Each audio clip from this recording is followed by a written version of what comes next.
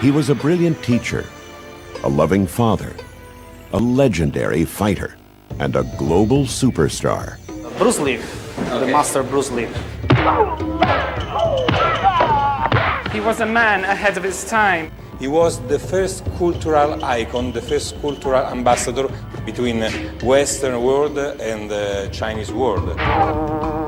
Bruce Lee broke barriers of race and genre and paid a price for it, in a life that ended shockingly early. To me, he's still alive, his spirit's still there, and we still train in his art. His unique philosophy of martial arts lives after him, as do his unforgettable films. Ultimately, martial art means honestly expressing yourself. But to express oneself honestly, not lying to oneself, and to express myself honestly, that, my friend, is very hard to do.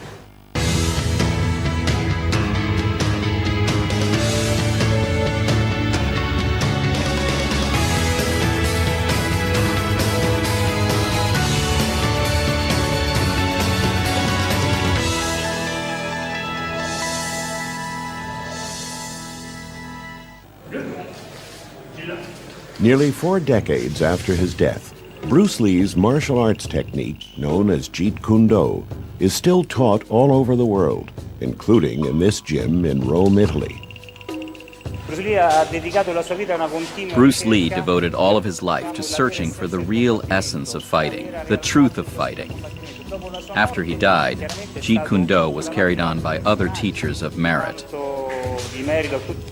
Jeet Kune Do, the art of the intercepting fist. Lee's fighting style is based on practices with roots in Asia that tradition demanded be kept secret. Bruce Lee broke that barrier, and many others, on his way to becoming a movie star and a global icon in his brief, action-packed life. On November 27, 1940, at both the hour and the year of the Dragon, the child who would come to be known as Bruce Lee was born in San Francisco, California. The dragon in the Chinese zodiac is a mythical creature. It has a fierce temper, it has tremendous power, it is quick, it is elusive, it is everything that is exotic, and that's fit Bruce Lee to a T. Someone said he was a kind of reincarnation of an ancient Kung Fu master from the centuries ago, and he was not aware about that. His father, Li Hoi Chuan, was a well-known film and stage actor who had toured with the Cantonese Opera Company. He was a comedy actor, and he was quite famous in Hong Kong, working in theater, working in movies. His mother, Grace, was a traditional Chinese woman whose superstitious nature caused her to fear for the safety of her infant son. Because his mother had lost a male child previously, it was believed that that was an omen. For that reason, she called him Sai Fong, which is like Little Phoenix, which is a feminine name, in the hopes that the spirits would think it was a female child and therefore bypass him and let him live. But it was the name given to him by a hospital nurse that stuck, Bruce. In 1941, as the war in Europe threatened to engulf the South Pacific, Lee moved Bruce and his family back to Hong Kong. As Hong Kong felt the hardships of World War II and the Japanese invasion, Lee continued to find work as an actor. Enjoying a thriving movie career, Bruce's father often brought his son to film sets with him, and by the age of 6, the fledgling performer was cast in his first speaking role, seen here in this dubbed excerpt from Kid Chung. Here you are, sir. You like that, Shen, huh? Uh-huh. I sure wish I could throw a knife like that. I guess that's when it all started. The director, my father, even my father being an actor, I mean, they all said that he was a natural.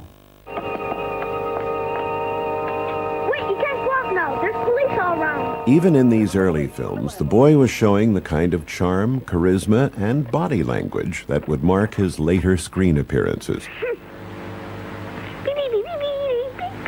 If you look at some of his childhood roles, there's the thumbing of the nose, and there's the sort of grimace that he did when he got mad, and all of these carried over into adult roles. But that was really Bruce. I mean, later he would say that was honest self-expression.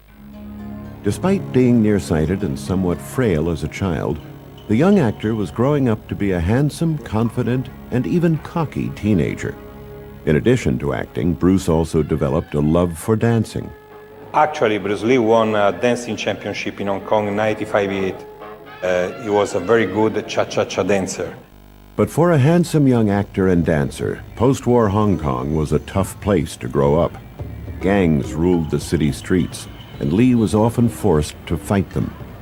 But Bruce liked a challenge and faced his adversaries head-on. I remember when Bruce was about 14 years old, he always did like to fight. So there was a group of students, classmates, that didn't quite like him. So one day when he walked out of school, they just jumped him and beat the heck out of him, you know. I guess he felt that he had to defend himself. You know, street gangs in Hong Kong were the source for the future triads, you know, Chinese mafia triads. Even if they were young, really young, among them there were some very dangerous kind of person that hate Bruce Lee really much. In one such fight, Bruce took on the son of a feared triad gang member. Afraid of retaliation, his parents enrolled their son in his first martial arts class. Now training under Yip Man, a martial arts master and philosopher, Bruce was instructed in the ways of discipline and self-control. Beginning in his early teens, he became involved with Wing Chun Kung Fu, which was a form of martial arts. And this was a philosophy that was very much about finding your power and delivering it in a very efficient way. To his parents' dismay, Bruce's street fighting continued, and the violent nature of his confrontations was escalating. In one of his last encounters, while he was removing his jacket, the fellow he was squaring off against sucker punched him and blackened his eye, and Bruce flew into a rage and went after him and knocked the fellow out, you know, broke his tooth, broke his arm, and the police were involved. Police detective came up and he said, "Excuse me, Mr. Lee," he said, "your son's been really fighting bad in school." And he said, "If he gets into one more fight, I'm gonna have to put him in jail." To rescue their son from Hong Kong's mean streets, Lee's parents made the difficult decision to send their 18-year-old son to live with friends in the United States. We saw him off, and my father was a very old-fashioned man, okay? He never hugs anybody, nobody, you know. My father actually went over and hugged him, and that really took us all by surprise, you know. Now back at the place of his birth, Bruce settled in Seattle and soon found work at a restaurant owned by a family friend named Ruby Chow. But the rebellious young teenager was certain he was destined for more than waiting tables in Chinatown. So he went to study philosophy to Washington University, but he never graduated. His dream, even when he was a young man and not a star, is to find the right balance between martial arts and ancient philosophy. And Bruce Lee worked for his final thesis about the meeting between Kung Fu and philosophy. While gracefully blending his studies with martial arts, Bruce developed a reputation on campus for being something of a master. Soon, friends and classmates began flocking to him for instruction. When we first started out, he didn't charge anybody. And he never probably would have, but Bruce used to get frustrated, and so we finally said, "Look, Bruce, why don't you start a school and charge us money, and then you can go out on your own." In 1963, while still in college, Bruce opened the Junfan Kung Fu Institute.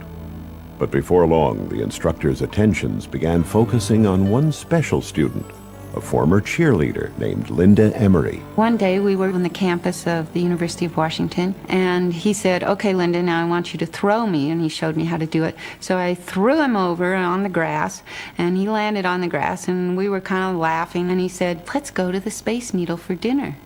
I said, "You mean all of us?" And he said, "No, just you." And I was like, that was our first date. October 25th, 1963. The relationship quickly became serious, but Linda's mother was not happy with her daughter's choice of a boyfriend. Interracial couples were not widely accepted in the 1960s, and Mrs. Emery doubted that the young philosophy student could provide a stable life for her daughter. Determined to prove her wrong, Bruce worked harder than ever to build his budding franchise of martial arts schools. And on August 17, 1964, Bruce and his former student Linda were married. That was one time in my life I knew that I was doing the absolutely right thing, that this man was a man of quality and integrity and great love and warmth, and that we were going to be okay. The couple moved to Oakland, California, where Bruce had already opened a second Kung Fu school. There, Bruce continued his practice of teaching any and all willing to learn. He didn't have any barriers of color or anything like that. He said, if your heart is right, he said, I'm going to teach you. Chinese Kung Fu was considered a secret treasure, teaching it from Chinese to Chinese, not stranger, not foreigner. Bruce Lee was the first one to teach his kind of Kung Fu to black men, white men, Mexican men, and any kind of man, because he said martial arts are a human expression. Nothing strange inside martial arts. Within months of opening his new school, Lee was confronted by a hostile group of Asian martial arts masters. And they issued an ultimatum to Bruce Lee saying, stop teaching Caucasians or you're going to have to fight our top man. That, of course, was the wrong thing to say to Bruce Lee because he loved a challenge and also wasn't going to be told what to do by anybody. I think the fight lasted 3 minutes. Bruce had subdued him, put him to the floor, and made the man say in Chinese, I give up, I give up. But winning the fight wasn't enough. Feeling that he should have won in seconds, not minutes, Bruce began developing a strict regimen to revolutionize martial arts. Bruce Lee took a hard and objective look at the art of combat, and he came away with it with some very profound truths, such as it is constantly changing. You cannot expect to fight in a one-dimensional aspect when fighting is multidimensional. Back in the 60s, he was the only one, the first one, who have this kind of approach. He was the one who put the Kung Fu in the 20th century. Be formless, shapeless, like water. Now you put water into a cup, it becomes the cup. You put water into a bottle, it becomes the bottle. You put it in a teapot, it becomes the teapot. Now water can flow or it can crash. Be water, my friend.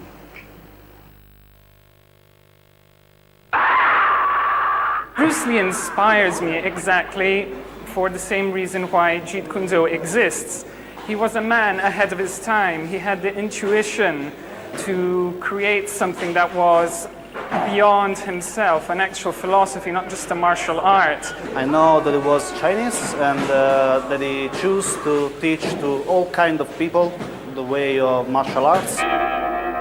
He was not just a fighter. Bruce was a philosopher and a teacher.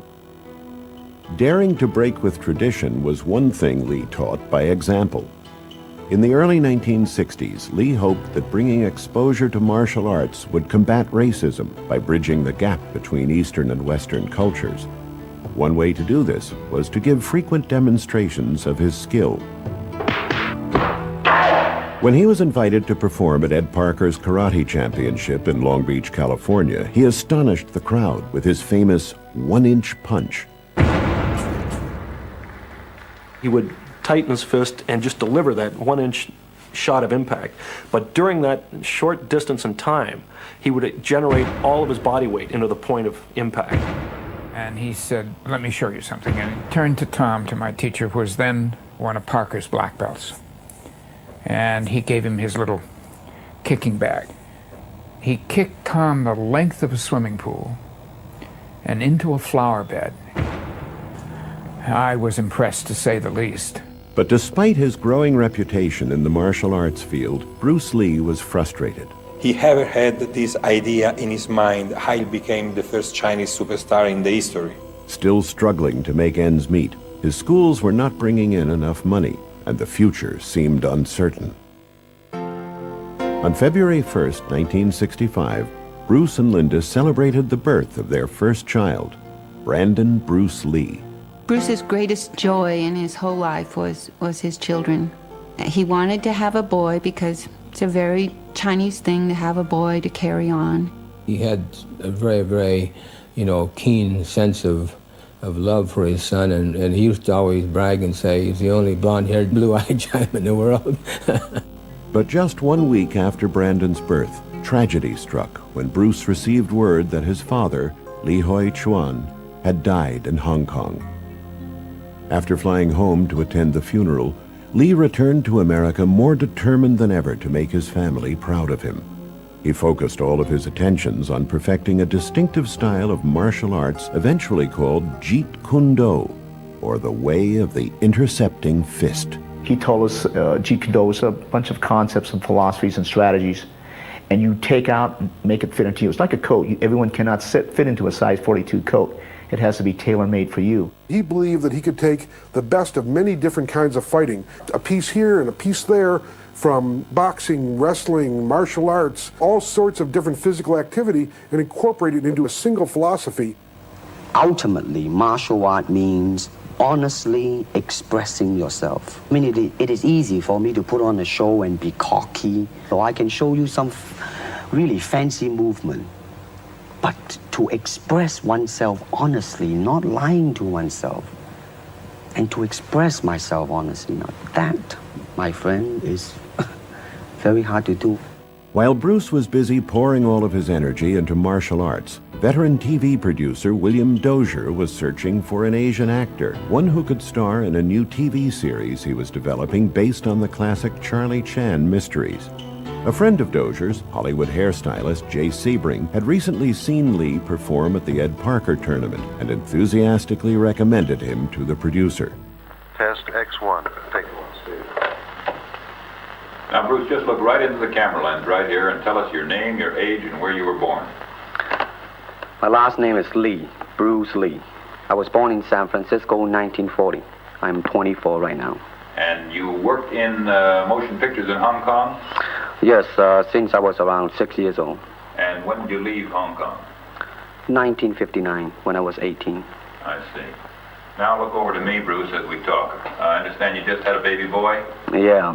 And you've lost a little sleep over it, have you? 3 nights. In 1965, Dozier ordered a screen test for Bruce at 20th Century Fox Studios. There is the finger jab, there is the punch, there is the back fist, and then low. Of course, then they use leg, straight at the groin, or come up. Or, if I can back up a little bit, they start back from here, and then come back.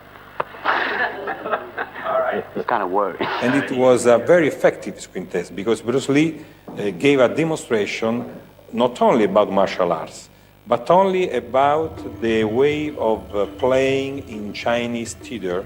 So he showed it to the camera how the Chinese actor on the stage walk, how the Chinese actor move their hands.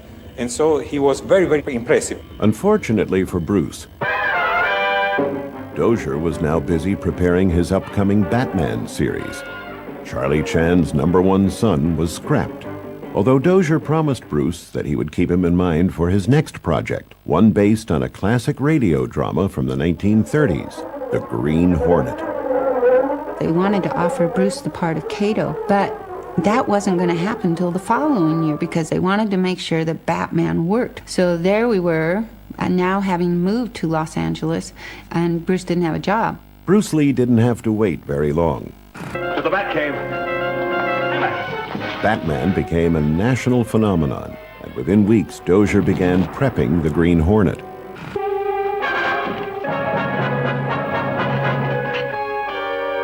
No need for panic, Mr. Smith. After all, we're both on the same side of the law. Just cut us in on your racket. That's all we are after. Racket? It's getting late, boss. If we're going to be partners, Mr. Smith, we mustn't keep secrets from one another.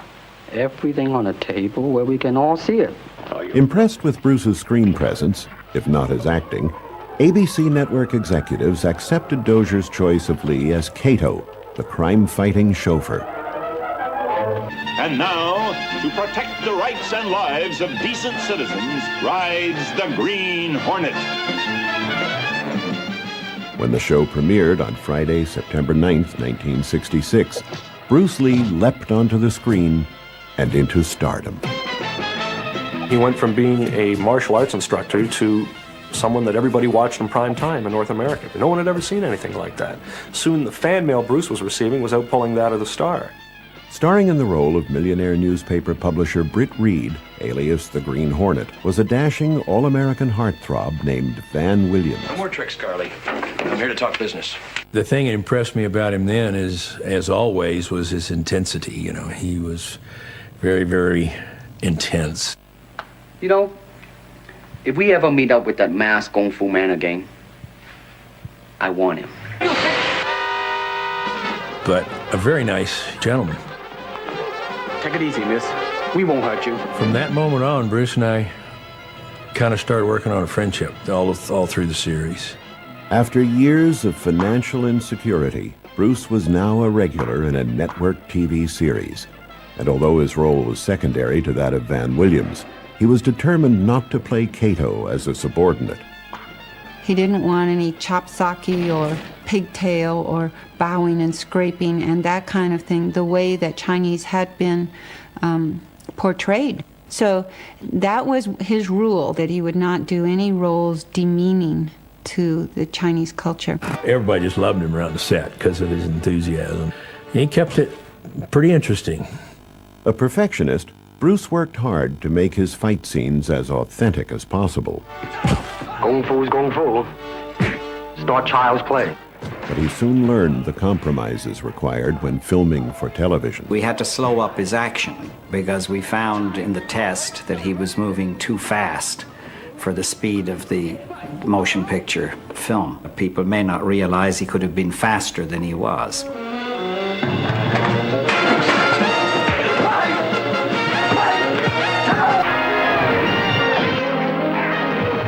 Never as colorful as their caped counterparts, Holy uncanny photographic mental processes. the Green Hornet and Kato failed to catch on with primetime audiences.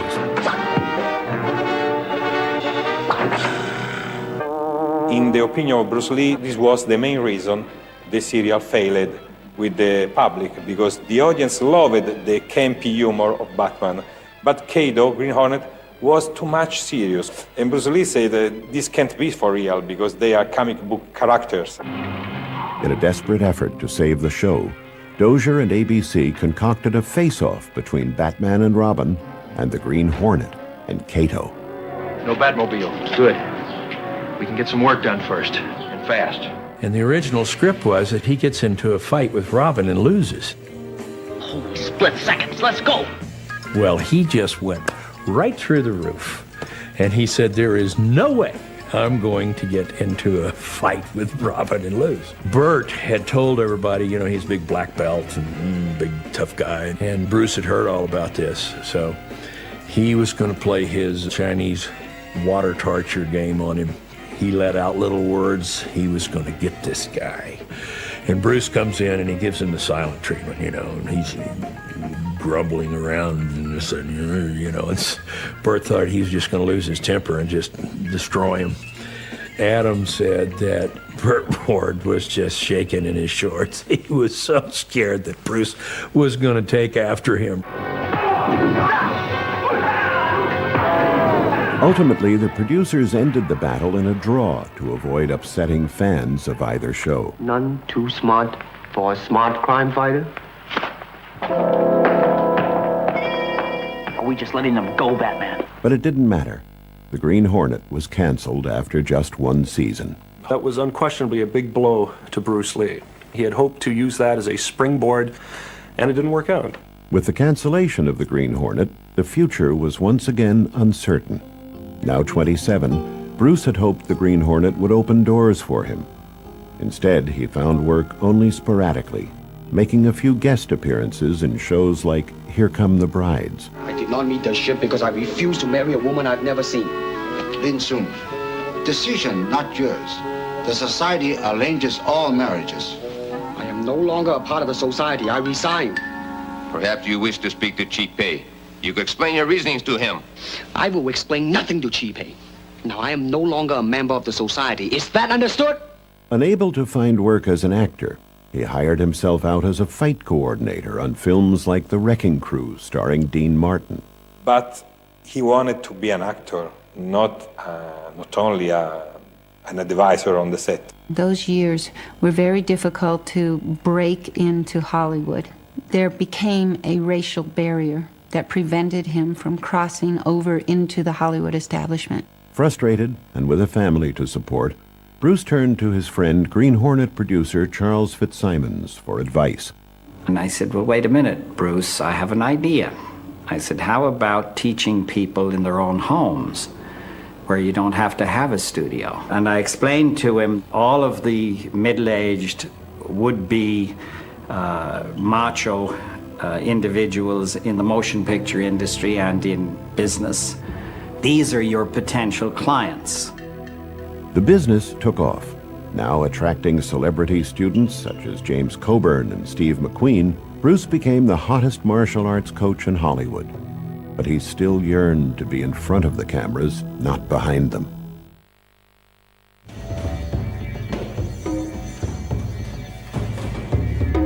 Bruce Lee's Jeet Kune Do isn't a martial art as many think it is. It's actually a concept and a philosophy where everything goes and whatever works for you is actually the best thing. It's the essence of freedom because it doesn't compel you to follow certain schemes or styles. On the contrary, it gives you freedom of expression and adaptability in every situation. In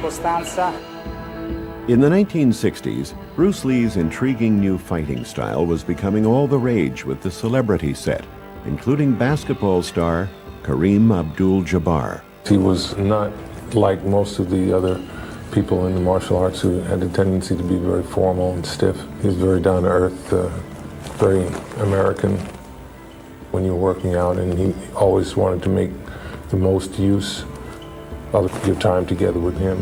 You had to have done your homework and be ready to go. But of all Bruce's pupils, his favorite was his son, Brandon. Brandon was a mositong, couldn't sit still little kid. And as soon as he could walk, Bruce was having him learn kicks and punches and all that kind of thing. And Brandon had endless amounts of energy, just like his dad.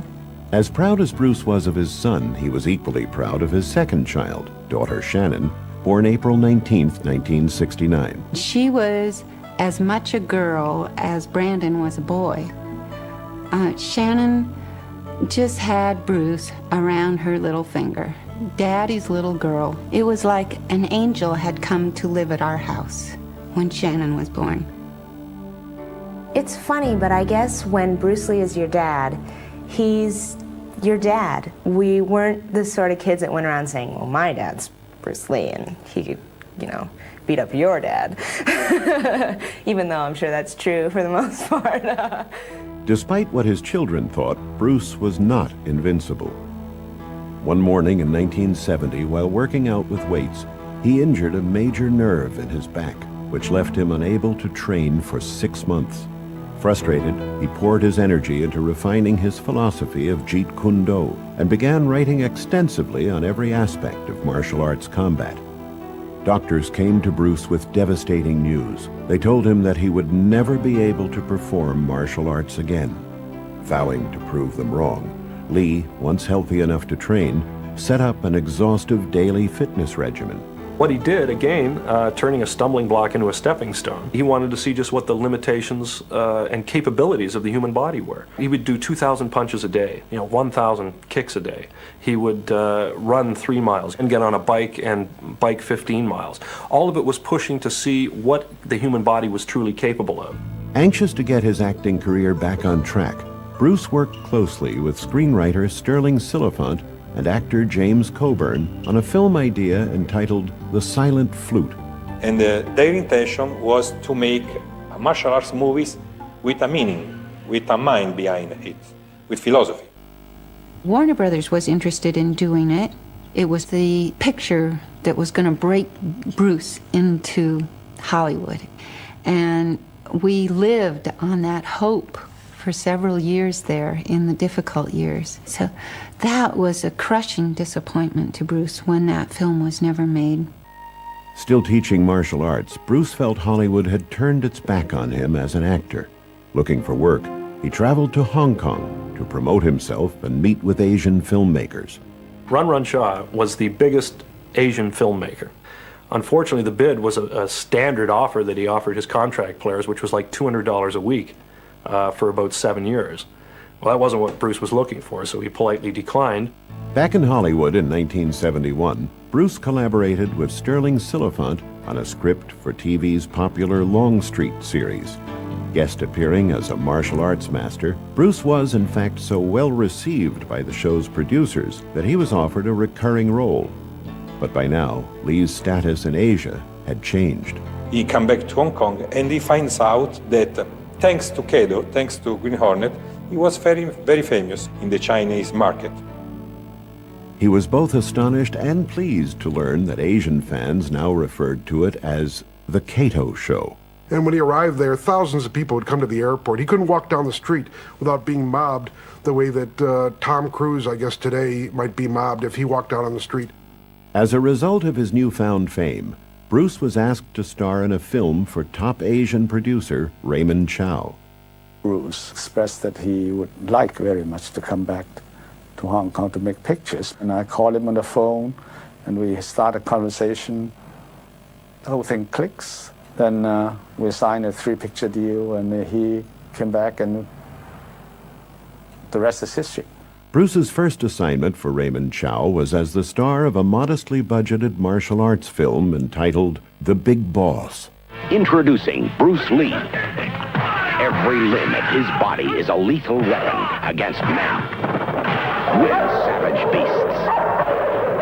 Hong Kong moviegoers are renowned for being very vocal. And they have even been known to, like, cut the seats with a knife or something if they didn't like the movie. So, we're sitting there.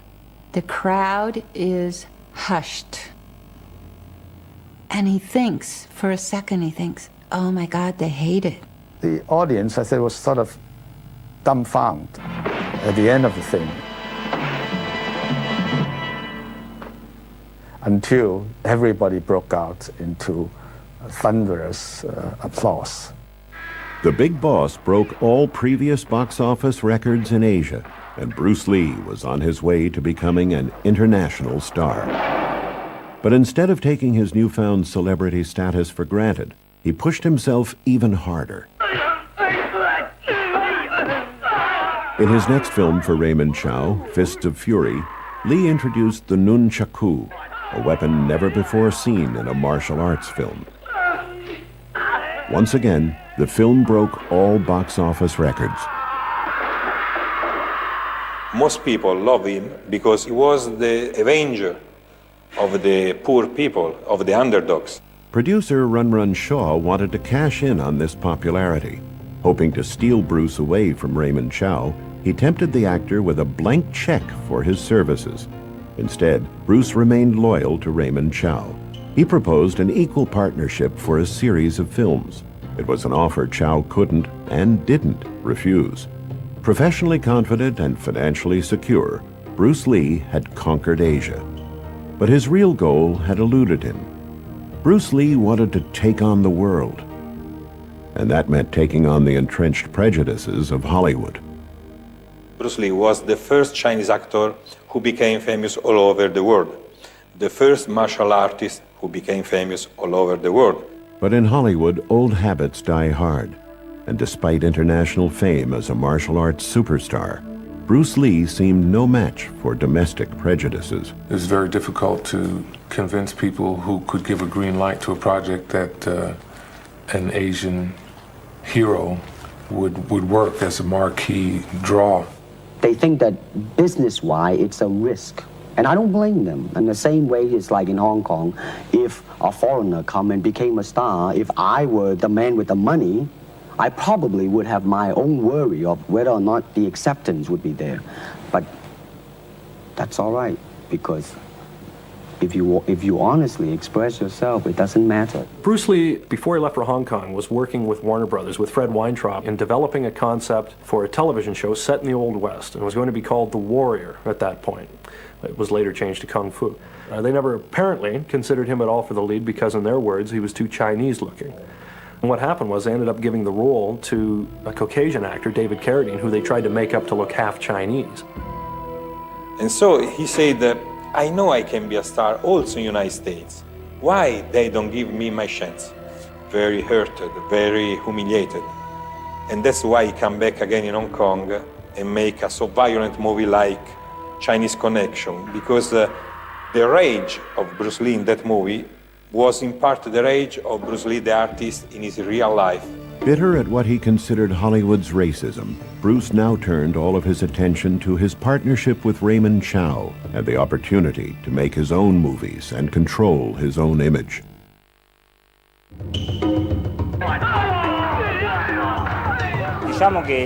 Let's say that after getting to know Bruce Lee in the cinema, I wanted to know more.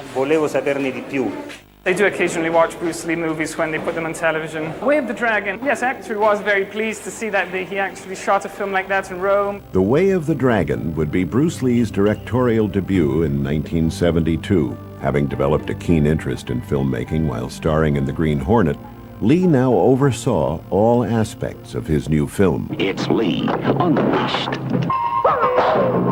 And he directed it, he wrote it, he played the star in it, he co-produced it together along with Raymond Chow. Bruce was given the creative control he desired and made sure that his performance and the film would live up to his audience's growing expectations. The exteriors were filmed in Rome, including one flirtatious scene with the beautiful Italian actress Melissa Longo. In his movies, when he became Bruce Lee, the king of Kung Fu, he turned into another person. He was usually shy. He didn't speak much. Instead, when he became Bruce Lee, he could show all his strength. Both on camera and off, Lee was known for his sense of humor, often playing practical jokes. Many friends call him the Chinese Woody Allen because he loved to play jokes all the time. Lee, unmarshaled. But when it came to staging fights, Lee would strive for perfection. One of the film's highlights was this grueling fight scene between Lee and his former student, Chuck Norris. At the beginning of that fight scene, Bruce Lee's character is losing because he's in a very rigid martial arts way. Chuck Norris's character is also rigid, and he's a more powerful, bigger individual. Bruce at that point changes tactics and starts bouncing around like Muhammad Ali or Sugar Ray Robinson and being non-telegraphic, and as a result, Bruce Lee emerges victorious. Bruce stressed the need to show the ability to adapt instantly to whatever the situation was in front of you. Way of the Dragon smashed all previous box office records, and within weeks of its release, Bruce was busy prepping fight scenes for his next film, Game of Death. Co-starring would be his friend and former pupil, Kareem Abdul-Jabbar.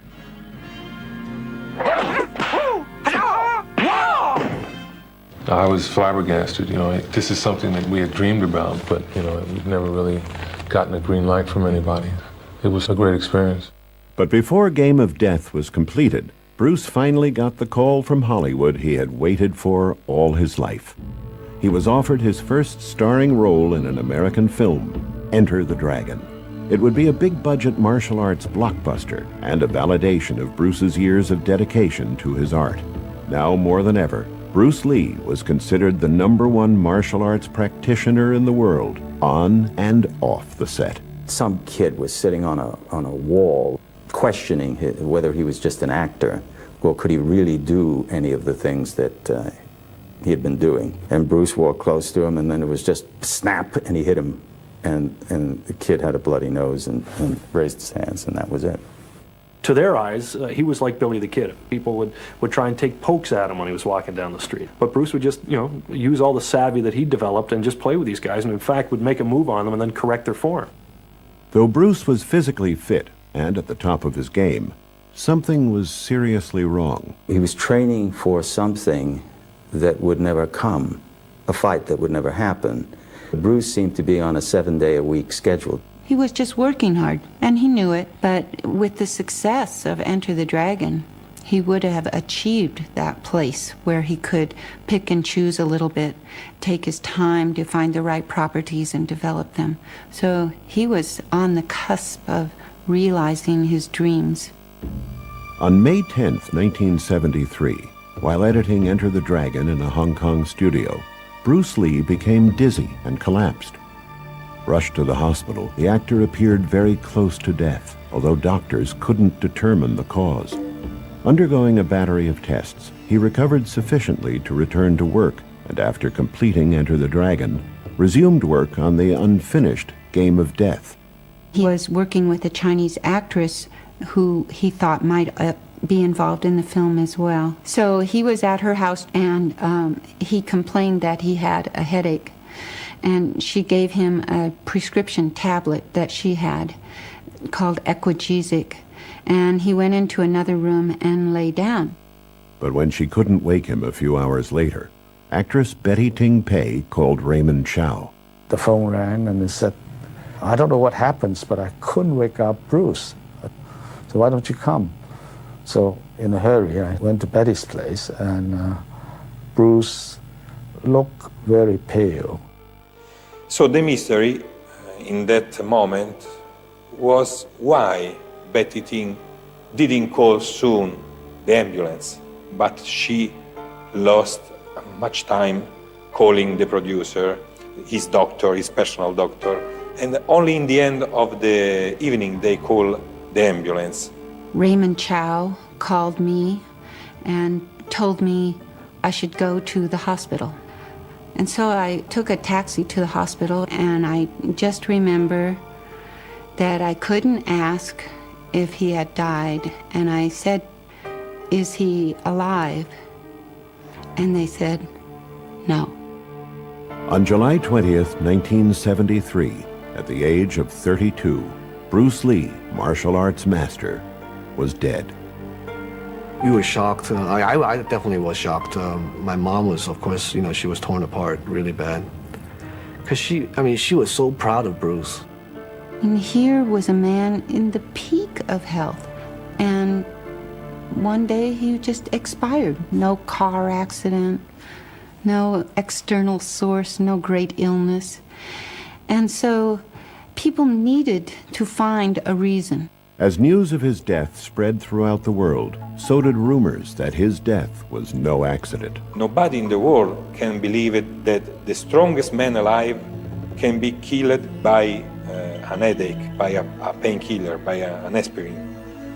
So they say that he received a punch, some kind of secret kung fu strike on the set, making him sick hours later or days later. So they said he was poisoned, because in China, there are some very special secret herborists. Some even speculated that Lee had been killed by a curse imposed by Asian martial arts masters, still angry that he had revealed their secrets to non-Asians. Others, that he had run afoul of the Chinese mafia. I suppose when someone passes away, you can say whatever you want. You could say he was done in by gremlins, but there's equal evidence for gremlins as there is for a curse. An autopsy revealed the cause of Lee's death to be cerebral edema, or swelling of the brain, an allergic reaction to the pill he had taken to alleviate his headache. The scientific medical evidence was extremely clear. So you may call it a freak accident, but absolutely nothing else. The rumors surrounding his death continue to swirl to this day, but no theory could turn back the clock on the tragedy. The world's most famous martial arts movie star was gone.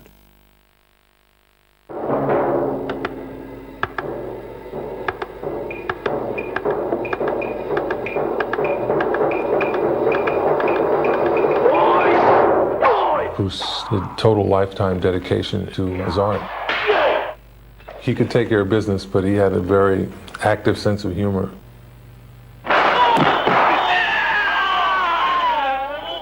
He was a braggart in a way, but he never bragged about anything that he wasn't capable of. There's nobody I quite remember enjoying being a celebrity as he did. He was the catalyst that set that whole martial arts all in motion. And it's a shame he didn't live to see the impact that he had. Within days of Bruce Lee's death in 1973, more than 20,000 mourners crowded the streets of Hong Kong to pay their respects to the fallen superstar. Following a memorial service, his body was taken to Seattle, where Bruce and his wife had met and fallen in love. Among those at the funeral were close friends James Coburn and Steve McQueen, who served as pallbearers. At the age of only 32, Bruce Lee had left behind a wife, 2 children, and an unrivaled legacy in the world of entertainment and martial arts. But ironically, it would be the films in which he didn't appear where his legend would live on.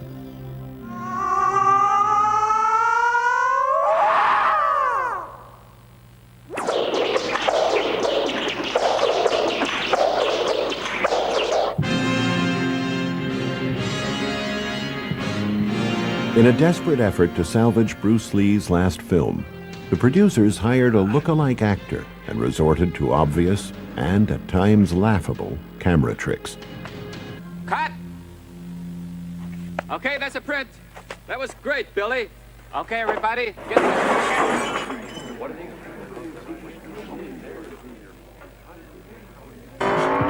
But mixed results couldn't prevent Game of Death from being an enormous financial success. The fact is that without Bruce Lee, there is no future for the martial arts and for the martial arts movies. So he affected not only the martial arts field, but the style of filming action in the movies. Before Bruce Lee, you have the classic punch, John Wayne punch, you know? After Bruce Lee, you have a more choreographic, more spectacular way of fighting. On the strength of 5 films, Bruce Lee had forever redefined the action movie genre and opened the doors for martial arts superstars like Jackie Chan, Chuck Norris, Steven Seagal, and Jean-Claude Van Damme.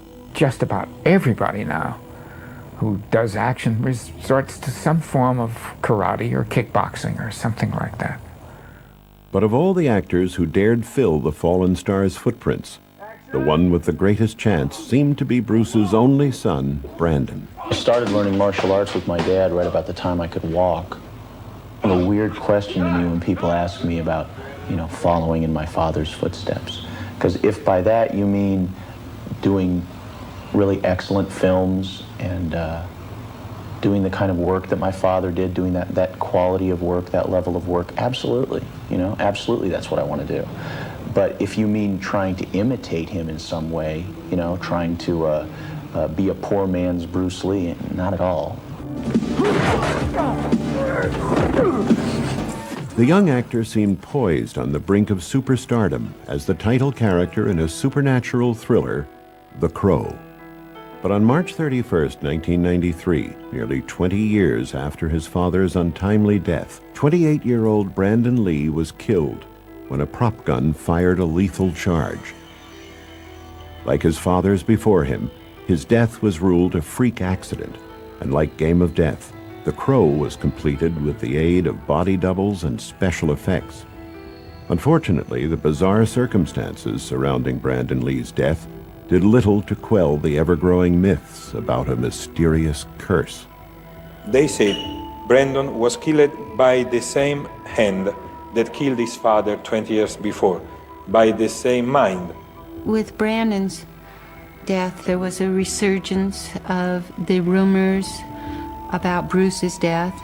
There was a rehashing of them in the public again. And there was an attempt to connect the deaths of Bruce and Brandon. And really, that's a great disservice and a great tragedy. Trying to connect it up with curses and falsehoods and rumors is not right.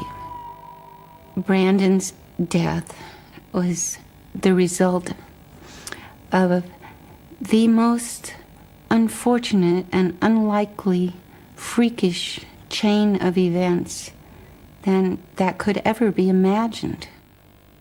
In a way, I'm glad that Bruce was not here to see this happen to Brandon, because it would have hurt him so badly, as it has all of us.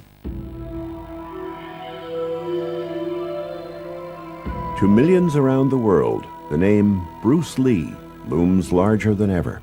Magazines continue to print articles about him. Fan clubs are devoted to him.